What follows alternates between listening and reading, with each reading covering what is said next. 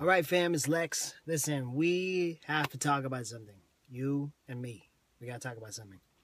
We got to talk about procrastination.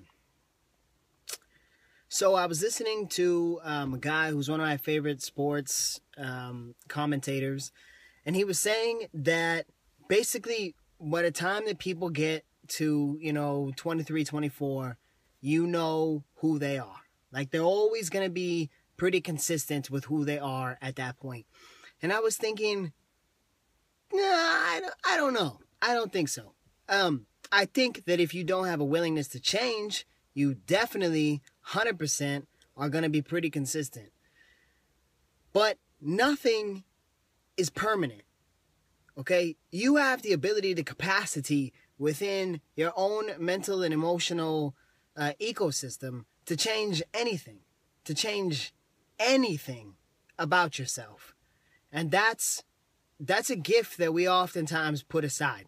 So what this has to do with procrastination is that I was thinking about my own personal weakness. My number one kind of biggest, I think, flaw is procrastination. I always think I can wait longer to do something probably than I can. Or, I don't know about you, but for me, it's always like, well, I don't know enough about that thing, or I don't know how to do that thing, or I don't know how to figure out how to do that thing, or I don't know how to find the people that know how to do that thing, or whatever. So I'm just going to wait until I've read another article, or until I've done another Google search, or until until magical unicorns show up from outer space and show me how to do it. I don't know why I always think there's some other better time. But there's not. It's just right now. Like, there's no better time. There's no more information. There's nothing outside of yourself that's going to make it any easier than just starting. And that's really what it comes down to, is just starting. I think for me, sometimes I get lost in like this concept of like having a great big vision and a great big goal and blah, blah, blah, blah. And I'm going to work towards it. And, every little step and whoop-de-whoop-de, all this other crap that people tell you about. But it's really not about that. Really, it's just about starting. It's just about taking that first step. And it's not about getting over your fear. It's about bringing your fear with you. Like, it's not like your fears are something you have to conquer. There's something you have to accept. Fear is information.